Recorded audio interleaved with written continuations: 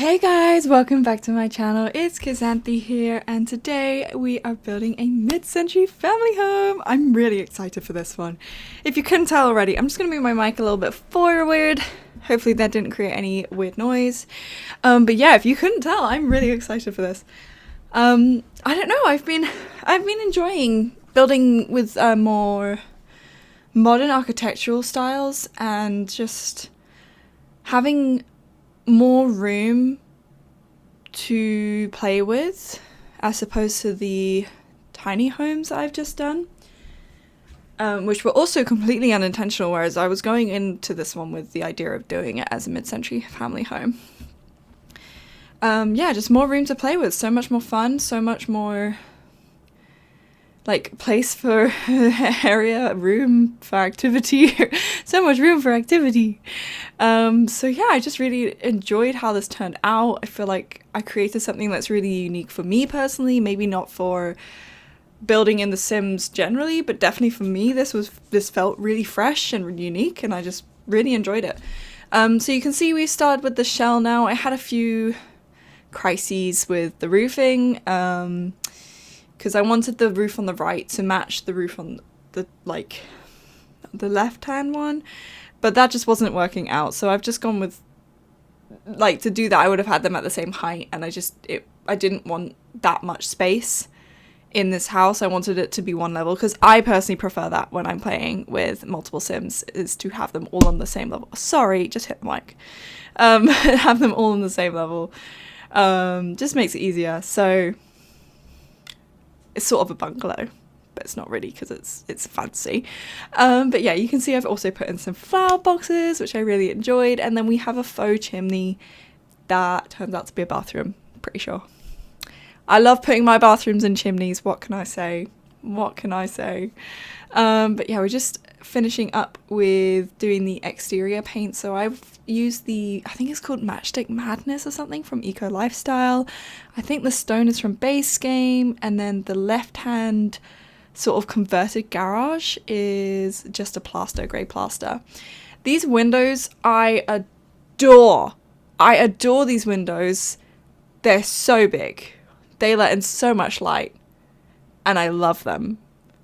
I'm here for it. I use a lot of stuff from the For Rent expansion pack. You see it a lot here. Don't worry, the colours on the window panes and the front door change later.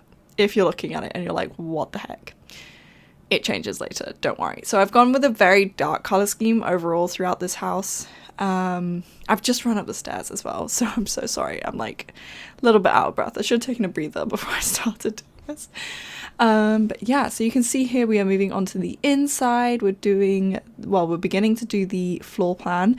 I did try to put stairs in because I thought it'd be cool to have a little balcony moment on this converted garage, but it just wasn't working out. I didn't like the look of the stairs from the outside. I didn't like how they were messing up with this interior space. It wasn't for me. It wasn't for me. So we get rid of them. They do go. You see, I thought about moving them over there, but then it opens up like the ceiling and everything. It just gets funky. Real funky town, and I don't want to do that. And this is sorry, I've talked over my saving grace, but this is my like passion. This is my passion in this build. Conversation pits. Conversation pits. Love them. Adore them. Bring them back. Every house should have a conversation pitch. Pitch? Oof, that'd be big. Conversation pit. But yeah, on the right here, we're just finishing up with the first idea for the floor plan, and then I come back, I change it later. So this build is a bit hodgepodgey, all over the place, like whatever the hell that expression was. And I do edit things a bit later. I kind of am, because this is the first big build I've done in a while, so I think my brain was just adjusting, and I was finding it really hard. Really hard. The struggle was on. But for now, we are just landscaping the outside. So you see we've got the very long driveway. We've got the flower boxes. We've got some trees on the left. So in the flower boxes, I just use some basic, I'm pretty sure they're all Base Game, apart from the low-lying flowers, which are from Island Living. It's not these ones. That's also from Jungle Adventure, that one, that Swiss cheese plant. Otherwise, everything is from base game. And I just go for a very green looking, not manicured necessarily, but organized, we'll say. Flower box with some rocks, just kind of bringing some, I don't know what type of realness it is, but it's there. You'll see it. You'll see it as it comes together. I really love the rocks from Snowy Escape, and that's maybe a weird thing to say that I love the rocks, but I do. I really do. They're so characteristic, and they come in so many shades, and they have moss on some of the swatches. It's so useful. They're my ride or die, and I won't be taking questions. No, thank you. Sorry. But yeah, just finishing up here, I believe, and then here we go. We're changing those window panes so that they're a darker swatch. It just makes it a little bit less of an eyesore. I don't know why I was going with white window panes in the first place. Don't know what was going through my brain there, but we fixed it now. And now we are on to the backyard. So instead of doing all that over again, this was the fun part of building the landscaping how I did. I just copy and pasted it. Moved it to the back, and Bob's your uncle. It was done. It was like a 2-second job. It was so fun. I enjoyed this very much.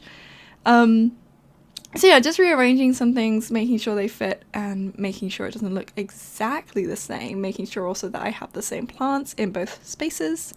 And then I extend the pool a tiny bit, just because where the flower box ended and the pool met it was a bit funky, so I got rid of that. I'm just carrying also the gravel from the front through, just because I really like this light. I got rid of that. That's good. But I just enjoy the light swatch of it, like the very night. It kind of offsets the dark tone of the house, and like it brings the sunshine, the brightness to the garden area, if that makes sense. If you're picking up what I'm putting down, love you. But yeah, that's basically it all done. And we're just checking my angles. I like to do that a lot. If you ever knows me leaving that in, it's because I like to check it looks okay from all the angles. Because if you're playing from a different angle than what I've built and I haven't checked it and it looks weird, then that really frustrates me. But anywho, we're moving on to the outside cooking area. So we bring in the barbecue from, I believe, Desert Lux, and the Dream Home Decorator countertops. Annoyingly, the grill doesn't line up with the countertops. Don't ask me why, it just doesn't. But I fixed it. Just alt place it and it's fine. But yeah, I just don't understand why. Don't understand who hurt these countertops or the grill. Why they don't want to be friends, but it is a bit finicky. And then instead of putting the dining area outside, I feel like for me this personally is like a mind-blowing experience, but I put the dining table here, the outside dining table inside that space.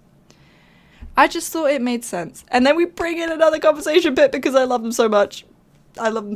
Don't worry, we also changed the swatches on that so it's a bit brighter. But yeah, oh yeah, it's so good because the Dream Home Decorator couches are obviously intersectional, so they snap into place and they make corner couches when you put them next to one another like this, and it just works so well. And I don't know what I would do without them because conversation pits are a necessity. And that's that. End of story. Period. Anywho, we're cluttering up now. So we've got, aside from the conversation pit, we've also got the 2 lounges on the side, which the footage just cut out because you don't need to see me place lounges. Like, there's nothing really there. I would rather spend 10 hours talking about this conversation pit, and I will. But yeah, so it's like a cozy little campfire space, and otherwise we've got outside some skill building items. So we've got the yoga mat on the porch, which again you didn't cut out. I cut out, but you might see it in screenshots. Otherwise you have to trust me that it's there. we've got the easel, and we've got the planter boxes, and we've got the telescope. I was really thinking hard for that word there. And then that's outside. Oh, there are also bikes in the front. And and a basketball hoop down the side. Don't forget about that. And I didn't forget the post box or the wheelie bins this time. We're going places. And then we are moving on into the teenage room or the young adult room, depending on what age you want the sim to be. Of course, I had to go pink.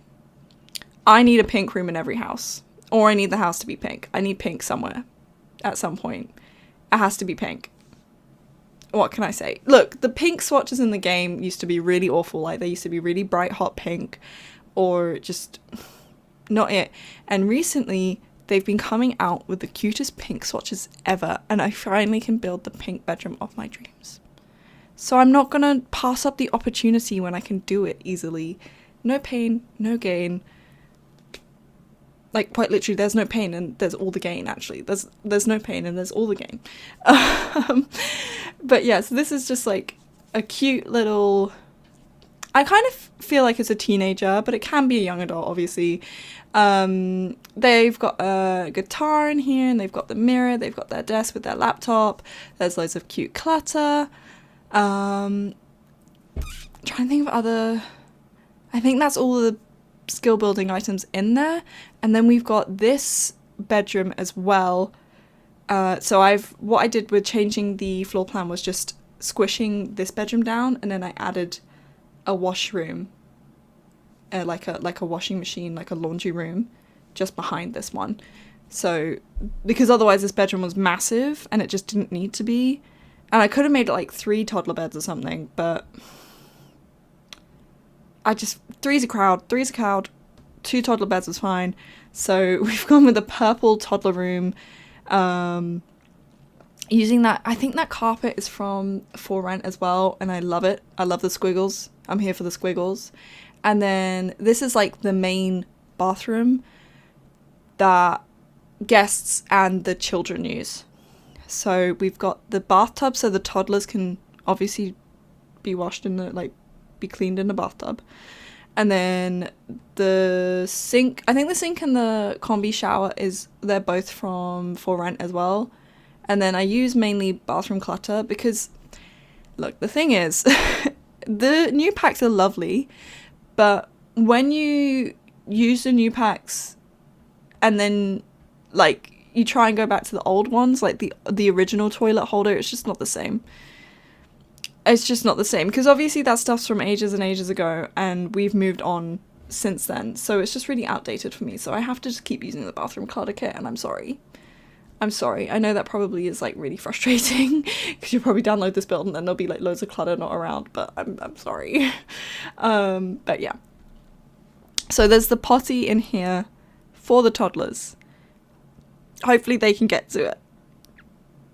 Don't ask me, I don't really play with toddlers. And then this is the laundry room, so it's just got the washer dryer and then a little organizational hutch thing and some clutter and a mirror. Because why not? Why not have a mirror? That's a rhetorical question, and that's why I'm silent.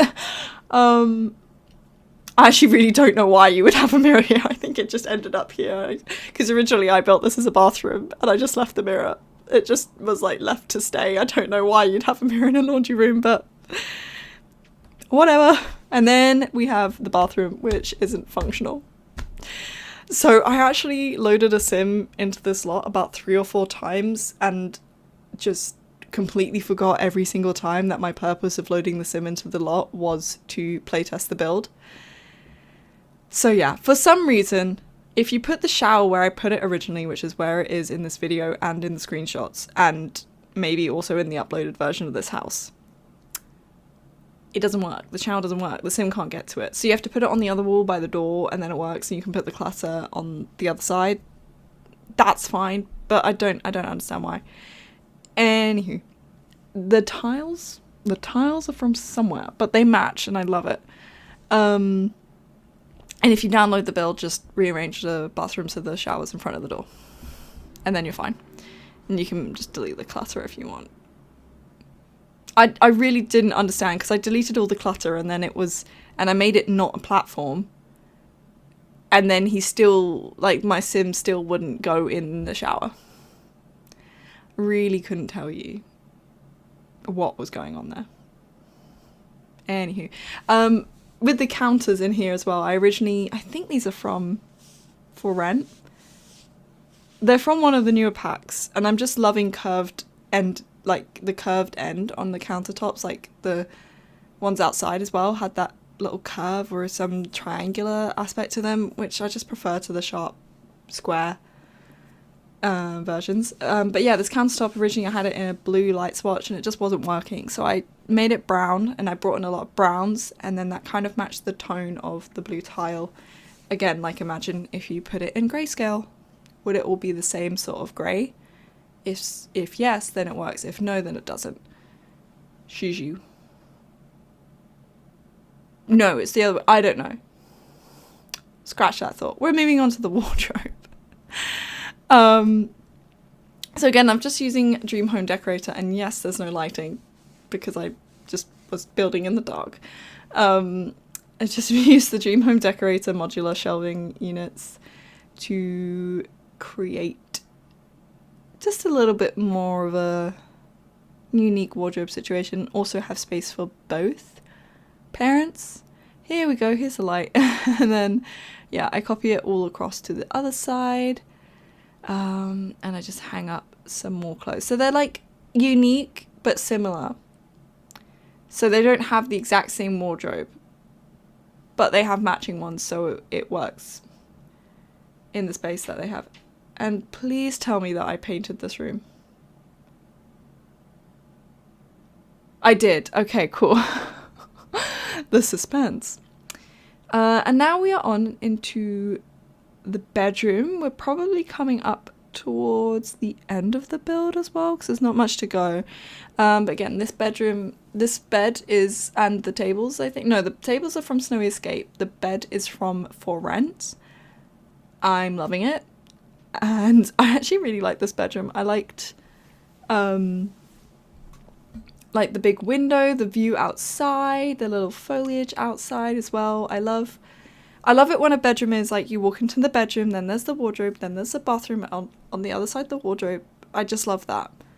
I really love that interior design. It just has a sense of sequentialism. I don't know what word I'm trying to, like, sequential, it's sequencing, you know, that type of feeling, and it just makes sense in my brain, and I really enjoy it. But otherwise, I went for a green, like, just paint swatch, and very neutral toned furniture. I did think about putting a desk in here because there actually isn't a desk or a laptop anywhere in the house. But it felt like it was getting too cluttered, and I wanted there to be minimal use of space. I wanted this house to be very much about light and space taking up what is there instead of furniture. So, for instance, where the dining room is, I say dining room, like, well, yeah, where the main table is, that's got no ceiling. It just goes up to the roof, and it's really tall and airy. So that was what I wanted to do. She says as she's putting in, like, squeezing two chairs into the window here. But yeah, so I just didn't want to have too much going on. If you need a laptop, you can definitely put it in the kitchen, because there's some island counters in the kitchen. But that's us done in the bedrooms, and now we're moving on to the dining area. So this is the first time I'm actually using this dining table from Snowy Escape, and I don't know, I just felt like it really fit the vibe of the house. I wasn't really intending to have a, like, Japanese or Asian inspired interior or anything, but it just, I don't know, it just made sense. Like, I was using a lot of Tomarang stuff, so that kind of fits in, but really it was just more like I felt like that dining table worked when a lot of the others didn't, and it matched the energy of the conversation bit. But otherwise, you could see it was just like the dining table and then a small sideboard and some clutter on the sideboard, not much. Now we're moving into the kitchen, so this is the final part of the build.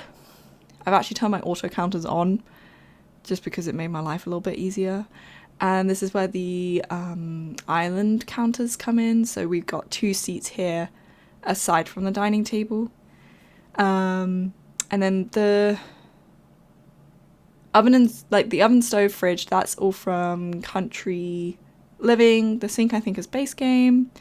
And then we just have some industrial lights overhead, so it matches the more like sturdy, because these, I can't remember where these counters are from, but they're quite sturdy looking counters and they've got a very like industrial feel to them, I think, so I thought the lights would match that. And then again, I'm bringing in a sort of like Japanese element, I guess, with the orchid. Couldn't tell you. Anyway, sorry, this is oh, I completely forgot. Yeah, I didn't actually record some of the builds, so definitely look at the screenshots because there's an aquarium and the kitchen clutter is kind of cute. But anyway, I hope you enjoyed. I'll see you next time, and please like, subscribe and share. Bye.